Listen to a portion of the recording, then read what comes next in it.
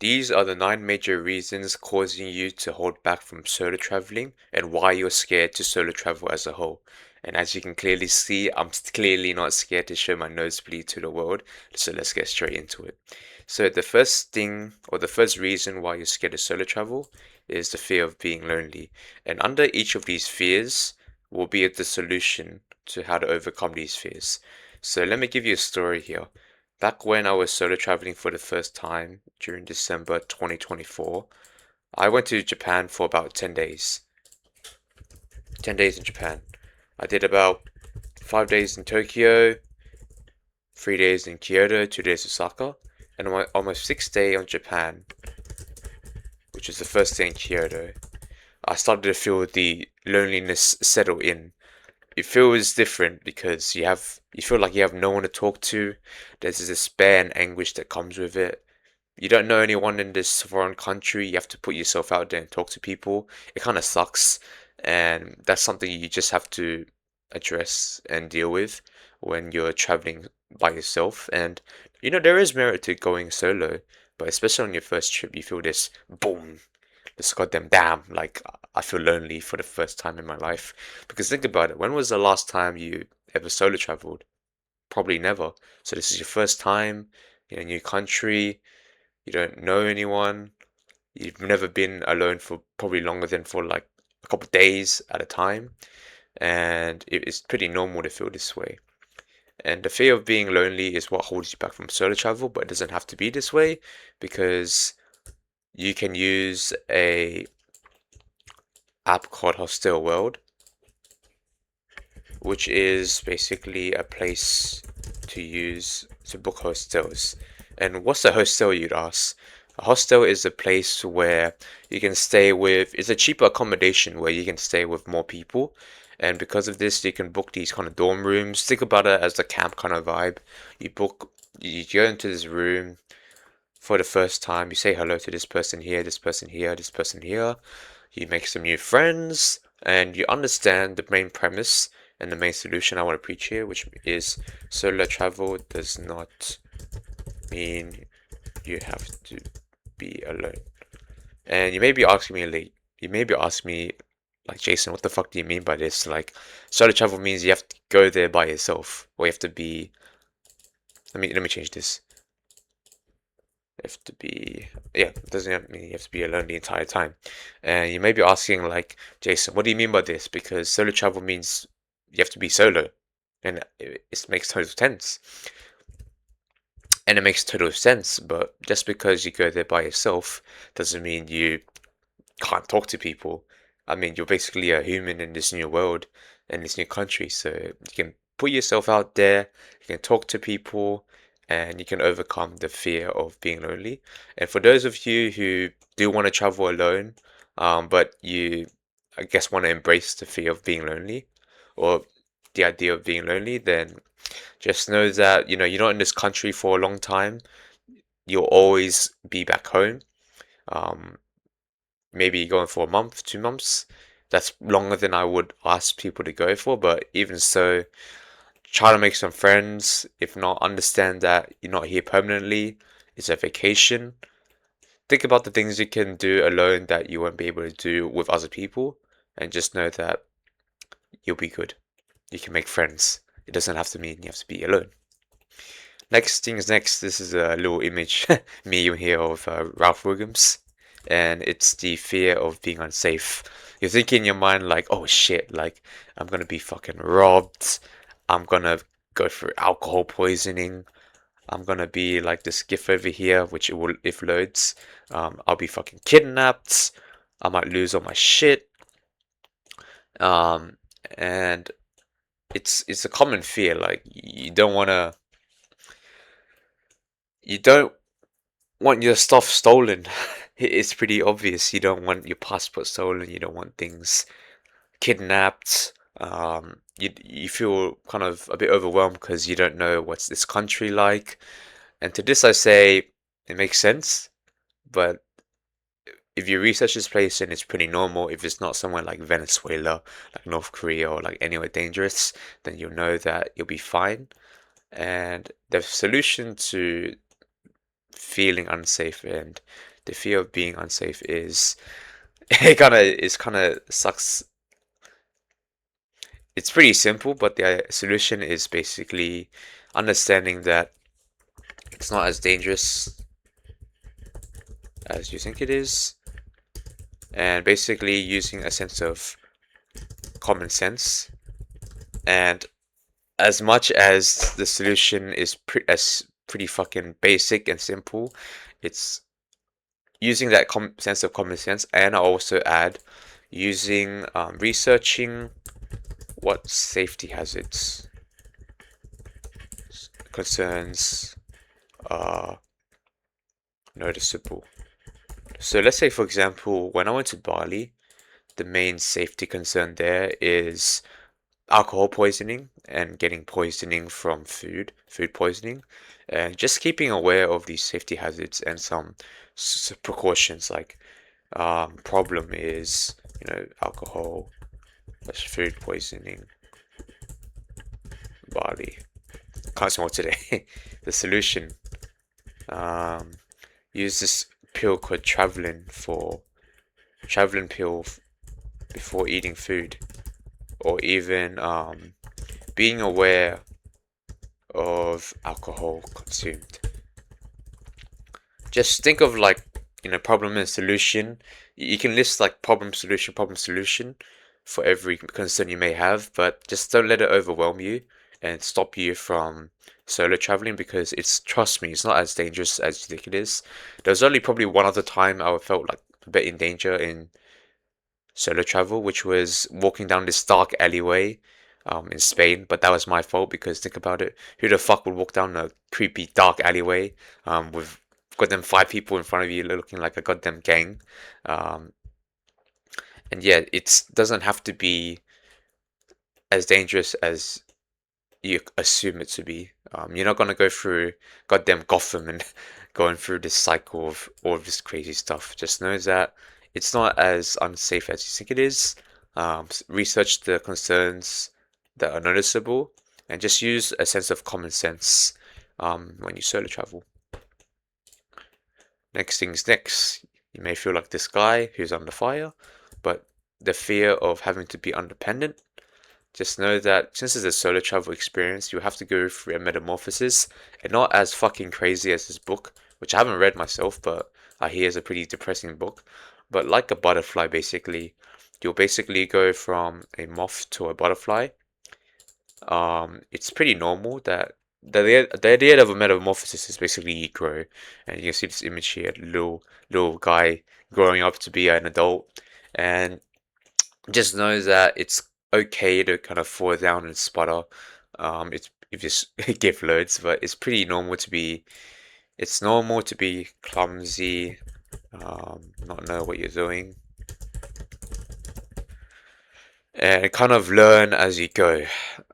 Just know that the fear of being independent comes from feeling a bit overwhelmed and unknown of, where to go, how to do things by yourself, and not really knowing how to do things by yourself. I went through that myself when I started travel for this first time. I was so silly. I didn't know how to do the laundry. I mean, yeah, I didn't know where to go for the. I didn't know where to go to do the laundry there. And in Japan, I had to like, I was so fucking in my head. I was like, shit, I don't want to fuck up this shit because I can't do my laundry for 10 days. But it was pretty simple. I just used the coin laundry, put the shit inside, press the button, and it's fine. So at the end of the day, we kind of live more in our heads than we do in reality. We live more in imagination than we do in reality. And the fear of being independent, I resonate with that and understand that, you'll be fine. You're gonna go on a solo trip, you're gonna go through a metamorphosis and come from having more of a, kid mentality to a more adult mentality, being able to experience life through your own hands. And the solution to this, pretty simple, just go with the wave. Every time you have something that hits you, whether it's basically an event, think of this as the timeline basically. You're gonna go through 10 say let's say you're going through for 10 days. Maybe the first, 5 days are pretty normal, then boom, an event happens. How do you navigate this to become independent, or how do you navigate this to develop as a person? Well, maybe you can go around it. Maybe you can go under it. Maybe, for example, if there's a problem like, searching up how to get a laundry place, just search it up and go for it. Maybe if you want to know how to get somewhere, or you want to talk to someone new, then you just use Google Translate to talk to them. Just think about, you know, riding the wave that comes, because there'll be different experiences and different moments where it'll hit you like a roadblock. Boom, boom, boom, boom, boom, boom, boom. And it's up to you to know how to navigate it. Be solo, be adaptable, and like the Matrix here, maybe you have to leave, weave left, weave right, weave under. Just weave, go with the flow, and know that there is a fear of having to be independent, but that just comes with solo travel and it comes with life. At some point in life, you'll have to go through your own metamorphosis, growing from a moth to a butterfly, and why not do it with solo travel, where you're in a new country and a new world? Yeah, you can experience and are free to experiment with things by yourself. No one here to judge you, so fuck it, let's do things in our own fucking terms. Next fear, you can see it by this guy. He is like being fucking influenced. It's the fear of social pressure from these goddamn seagulls of people who tell you things like, "Oh, why are you doing this? It's dangerous in solo travel. Oh, this place, like you can't go there because you're gonna get fucking kidnapped and blah blah blah blah." It's like, no, fuck these seagulls. Like these seagulls from the movie Finding Nemo, and think about it. For those of you who are probably more men watching this video. I doubt there's a lot of women watching this video. But anyways, let's think about the analogy of the Jeffrey. Fucking the Jeffrey from goddamn Hamza's videos. The Jeffrey versus the goddamn Adonis or the Chad. So these Jeffreys, or their kind of Jeffrey mentality is, oh, why are you solo traveling? It's for losers. It's not fun to do. Why would you do it alone? You can go with friends, blah blah blah. And screw these goddamn Jeffrey mentality. Have the more Adonis mentality of, oh, I'm going I'm going to this because I want to go. Screw what other people think. I'm my own man, I'm my own person. I don't need to think what the other common people think. I'm here to make my own journey. And that's going to the solution of this fear, which is basically fuck what people think. Like this goddamn cat. Screwed it what people think. Don't think you have to be a loser or you have to do this alone. As we mentioned in the solution here of the fear of being lonely, you can make friends, book hostels, and you're doing something which a lot of people don't have the guts to do. People are just downright projecting, or people who put you down who don't even solo travel. Think about it. These people who don't even do what you want to do are putting you down for it because they're projecting, or they're scared that you're doing something that goes against the common grain. So I say screw this. It's quite common to have a fear of social pressure because at the end of the day we kind of want to fit in. We don't want to go against the grain. But think about this. Ask yourself a couple questions like, do I really desire this for myself?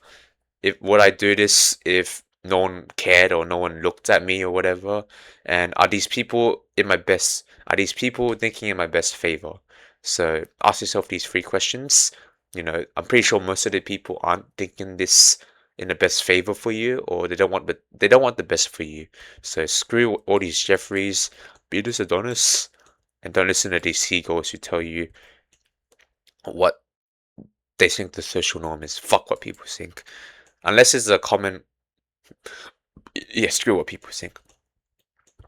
And we got this nice dog thing. It's like, fuck.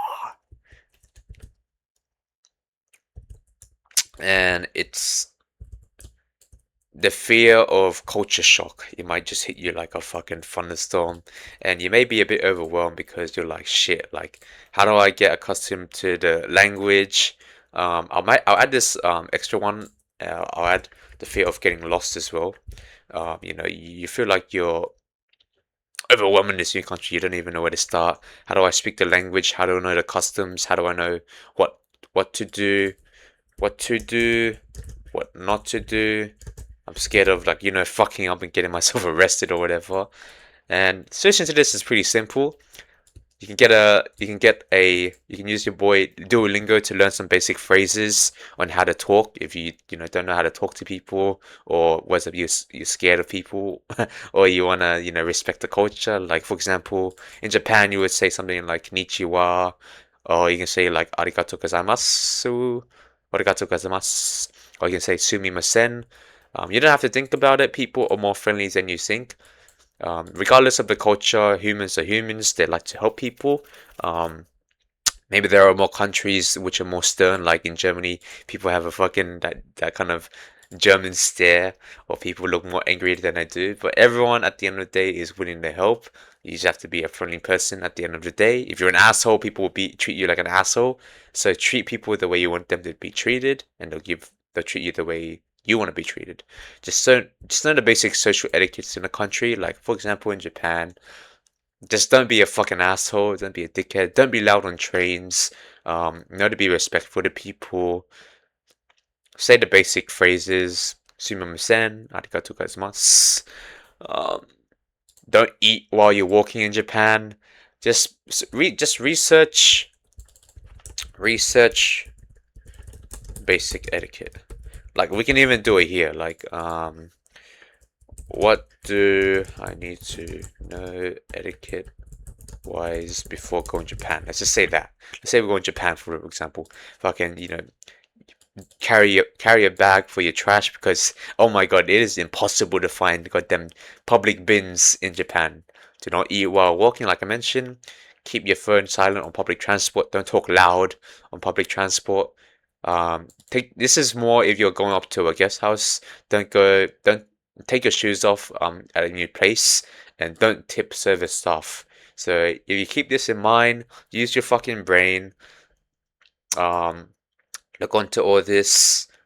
You'll overcome the fear of social shock, and to overcome the fear of getting lost, you can basically, this is a nice little hack, but you can download offline Google Maps. I can't spell today, can I? Google Maps,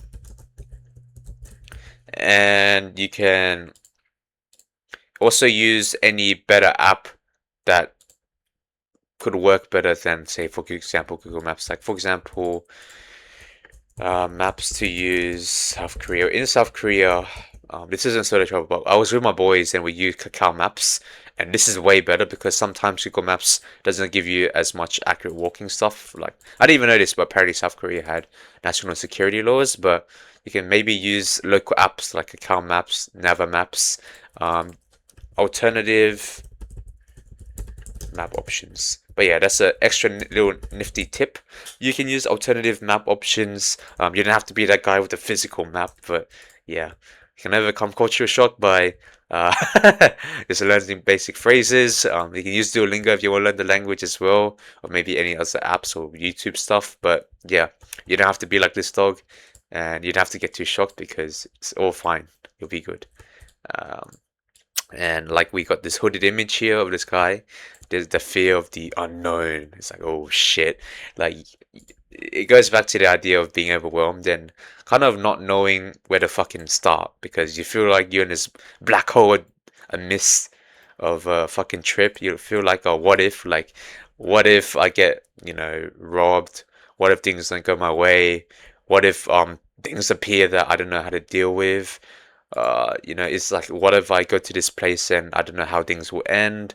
What if the trip actually sucks? And there's so many what ifs in your head, and this fear of the unknown is like, shit, I feel like I'm plunging into somewhere which I don't know how to navigate. And to this, the solution to it is keep your expectations. There's a bunch of these three images. I have this wave here because I'll get to that. I already mentioned it before, but keep your expectations low. The reason why you have the fear of the unknown, it's pretty common. We like to be certain as humans. Humans, we like to be kind of certain or in control of our surroundings, and is a bit of a philosophy Carl Jung type bullshit. But think about it as the scene from Fight Club where basically the narrator and Brad Pitt are just they're driving the car And Brad Pitt basically tells the narrator like, "Why are you such in control? Just fucking let go." And of course, I'm not telling you to be this crazy, but in the solo trip, just know that you have to have low expectations. If expectations go fucking, if you have high expectations and they end up here, you'll be sad because you're kind of trying to control and grip this fucking solo trip with your goddamn hands, and it's like shit. You end up more depressed rather than just letting go, like this wave over here, going with it, go low expectations and being happy because shit, you're gonna have a crazy adventure. You go with the flow. You're not holding shit so rigidly. It's like the it's like the idea of this is a bit of a counterpoint, but it's an analogy of I'd use of the law of detachment. When you attach so much to the outcome of what you want, like for example, you want a crazy trip, you want goddamn, I don't know, you want to make $5 million on your trip, or you want to experience all the crazy shit as if you're living a movie life. If you attach to it, you're not gonna get it. But if you have the law of detachment, you detach, you experience and enjoy the process of just solo traveling, allowing things to not be in control and just, letting go. That's when the universe gives back to you. It's a bit more spiritual, but in realistic, common sense term, don't have high expectations because you end up sad. Have low expectations and just kind of let things be because you'll be more happier. And also, at the end of the day, you kind of have to be scared. You have to do it scared. You have to be SpongeBob and Patrick here. You have to go into the abyss, into the void. You have to go into you have to go into this black hole.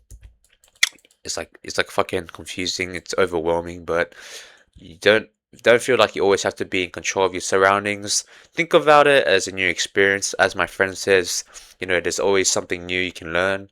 There's always something new you can experience. And yeah, do it scared. Don't be such a control. Use the law of detachment, and you're good to go.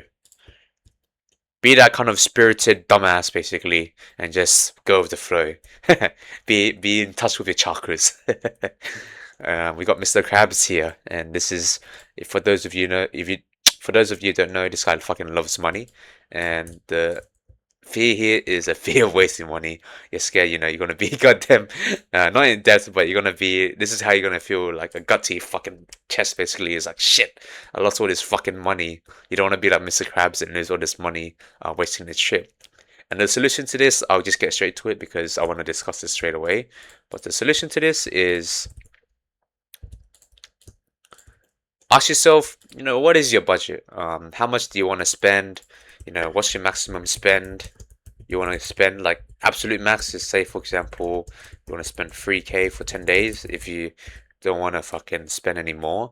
But also ask yourself like what else would you have used this money for exactly? Like, I don't know, maybe buying a new saving up to buy a new car, saving up for a house. But think about it, like, why do you want to live in this goddamn scarcity mindset where you have to save, you have to save? Oh my god, oh my god.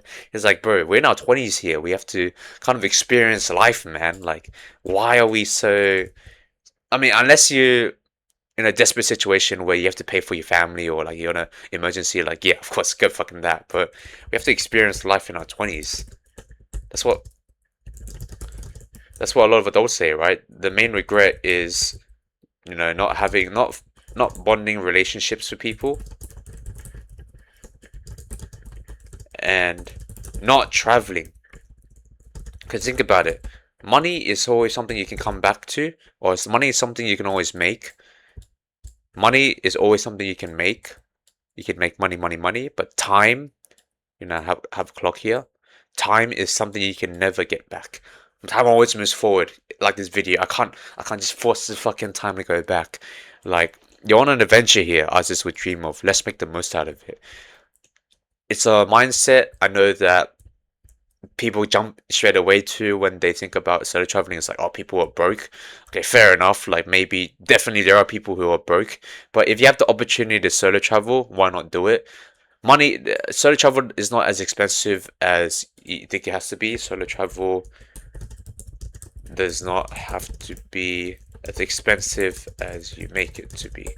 Think about that. This backpackers traveling with goddamn $2,000 for like a month straight. And it all comes down to how you plan it, the proximity of the place you're going to, buying flights on cheap, cheap deals, getting your booked flight ahead of time, all that basic stuff of planning. But yeah, just think about it. Like, think about, what's your absolute max spend? What else would you have used this money for realistically? And have the mindset of experiencing life in your 20s. Time is not something you get back, money is. And these lifetime memories and these moments that you have, the adventures you have, and moments people would dream of. Let's fucking go out there and experience it. Let's make the most out of it. This is memories you'll have for life. The stories that you'll tell your friends, your family, and your loved ones around you. Just think about all the crazy shit you get up to and live life the way you want to live it. Don't fear that you'll lose basically $1 billion. Don't be so stingy and live in scarcity. Because what else? It's better to it's the idea of happiness as well. I watched this from this science of well-being. Basically, you know, buying experiences will always be better than buying physical items. Like, for example, it's better to go skydiving versus buying a car, because buying a car, you'll feel happy for a bit, but skydiving, you have that moment on replay for the rest of your life.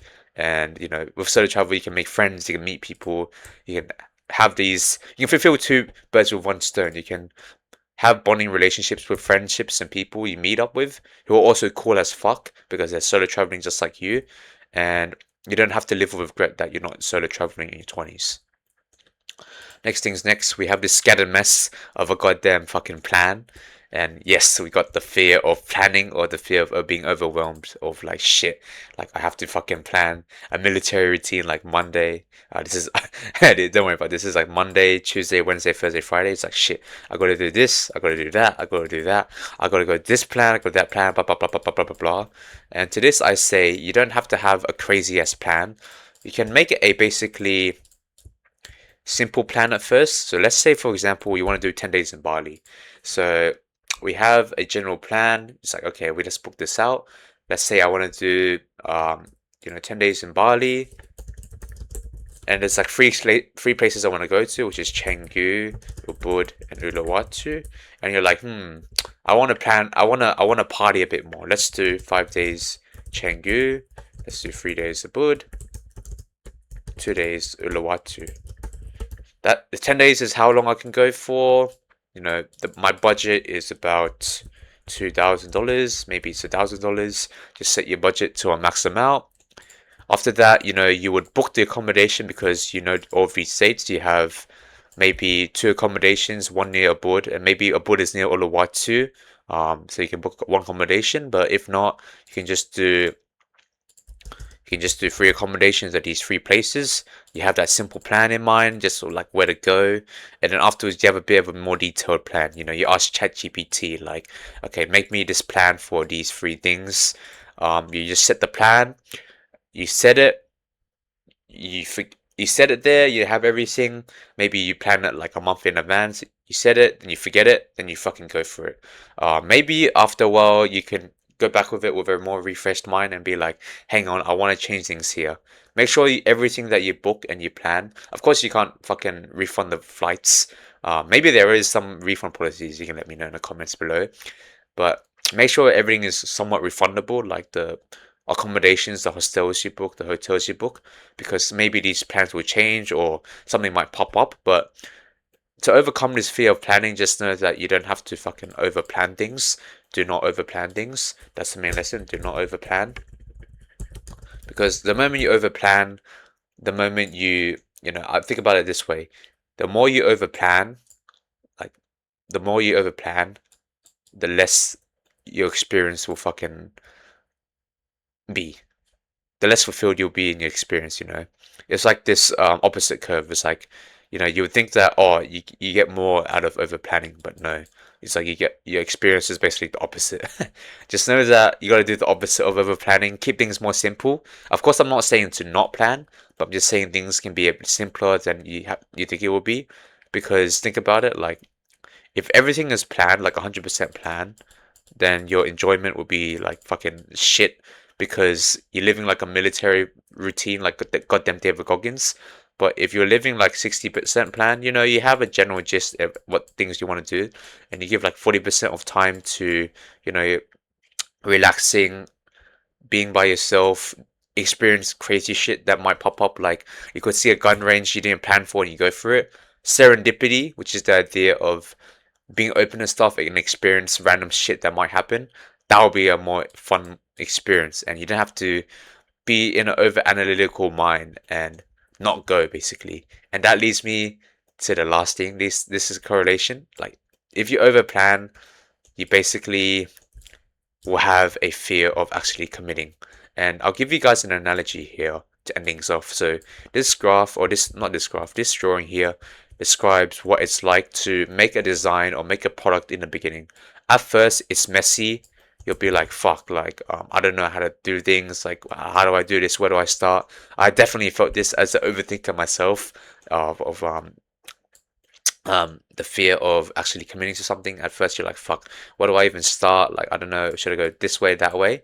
But afterwards, after you put yourself in that fire for a bit, things start to fill itself out, and things start to kind of flatline in terms of the clarity you have and the focus you have. You know, you go through this research, you're confused, but you go through concept ideation and then design.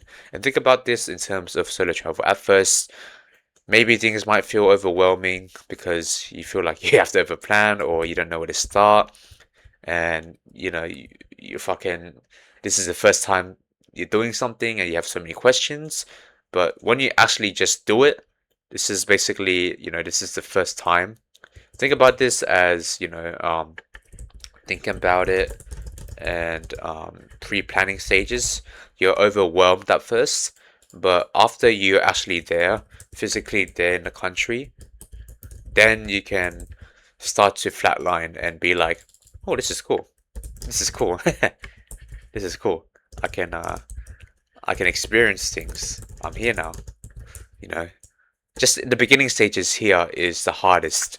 And you know, how do we, now that we know this section is a problem, how do we overcome this? How do we actually commit to it rather than leaving solo travel as an afterthought? Well, the solution to this is pretty simple. Let's move this shit here. The idea is being like Shia LaBeouf and just fucking doing it. What are you waiting for? Just do it. Is this for you overthinkers? You're like, shit. What do you mean overdo it? I mean, what do you mean just do it? Like, there's so many things I want to fucking plan for, but I'm learning this as I go and live. But you know, what are you waiting for? Just do it. Like, generally, what are you waiting for? Like, why are you feeling like you have to plan or think this more? The more you over plan it, the less fun your experience will be. So just physically be there in the country, and things will be figured out as you go. It correlates to the plan thing here, but create a simple plan, have it at the back of your mind, just have it there. Physically go there to the country, commit to it, be like Ronnie Coleman, yeah, buddy, and just fucking go for it. Experience solo travel the way it's meant to be experienced. Ride the wave, go for it. You'll make some crazy fucking memories. And yeah, after you overcome all these fears, now is the time to book this solo trip. So if you see this video, subscribe if you like this content. If you want to see more fucking bloody nose content, apologies for the scuffed camera. It's about 6 a.m. in the morning. I wanted to make this video for y'all. And yeah, comment below what you think of these fears, how you overcome these fears by yourself, or how you've overcome these fears on your own. And yeah, get solo traveling. Ciao.